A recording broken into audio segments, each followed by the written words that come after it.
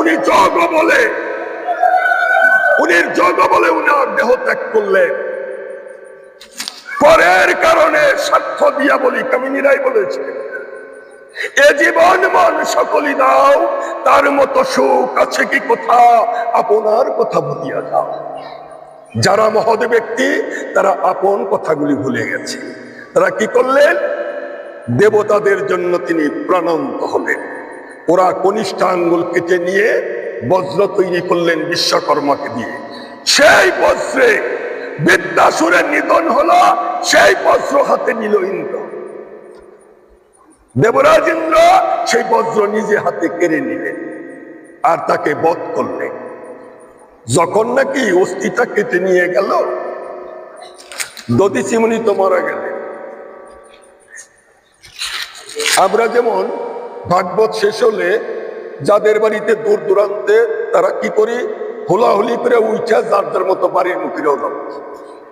কিন্তু আমাদের কি উচিত, যাবার সময় এই চট ছালা যা আছে সুন্দর করে ভাঁজ করে ওই জায়গা মতো রাইখে, যদি একটু ধুলা গায়ে লেগে যাবে, যদি একটু ধুলি করে অঙ্গে ধারণ করো, তাহলে উনি আসে ওই তরুণী পার হয়ে রাধারানীর চরণে তোমরা পৌঁছে যাবে।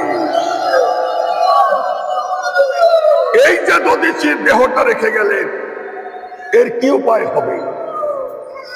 এমনি তো ব্রহ্মচারী, এমনি তো ঋষির দেহ, এই দেহ তো সবাই সৎকার্য করতে পারবে না। তারপর আবার কত দেহ, এটার প্রায়শ্চিত্ত করা প্রয়োজন। কে করবে?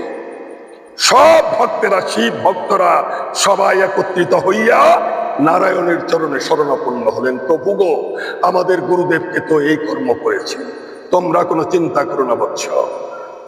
জীবন ভরে গুরুদেবরা দুঃখ পেয়েই যায়, শেষ জীবনে কোনো ফল পায় না।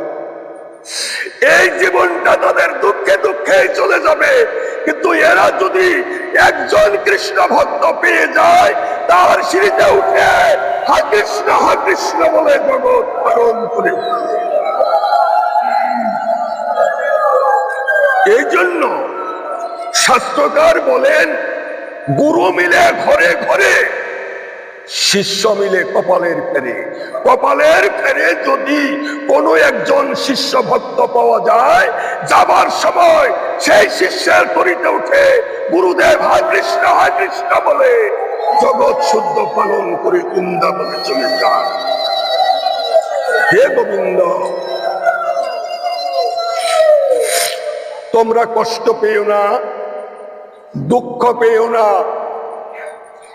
গুরুদেবের বধ হয়েছে, তাতে কি হয়েছে?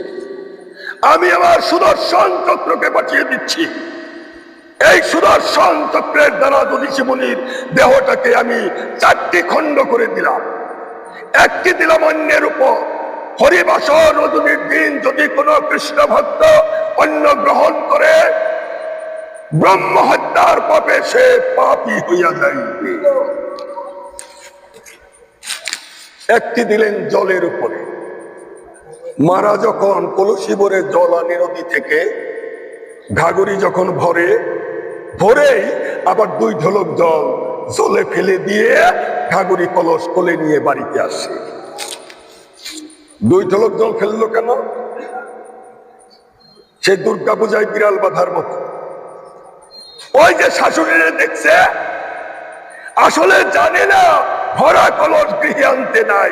ওই 2 ঢোলক জলই হচ্ছে ব্রহ্ম হত্যা পাপের জল। ওইটা ফেলে না দিলে ওই কলসির জল বৈষ্ণব সেবায় লাগবে না। আরেকটা দিলেন নারীর উপর। নারী 3 দিবস রজমতী থাকেন। ওই 3 দিবস যদি কোনো পুরুষ সেই নারীর উপর অত্যাচার করে, সে ব্রহ্ম হত্যার পাপে পাপী হইয়া যাইবে। সেই ঘরে যদি সন্তান উদয় হয়, তবে কুলাঙ্গার সন্তান জন্ম নেবে। সে কোনোদিনও কৃষ্ণ ভক্তি লাভ করতে পারবে না। আর একটা দিলেন ধারিত্রী দেবীর উপর। ধারিত্রী দেবী 3 দিবস রজমতী থাকে। সেই 3 দিবসে ধারিত্রী দেবীর উপর যদি কেউ হলকর্ষণ করে বীজ বপন করে, সেই বীজ দিয়ে যদি গোবিন্দ সেবা দেয় তাহলে সে মহাপাতকী হয়ে মরবে। সেই দিন কি দিন? আমাবচী। আমাবচীর 3 দিন। শুধু বিধবা মাদের জন্য বলছি, মাদের জন্য নয়। যাদের শাখা সিঁদুর আছে তাদের কোনো দোষ নাই, কারণ নারায়ণ তো তার সাথেই আছে।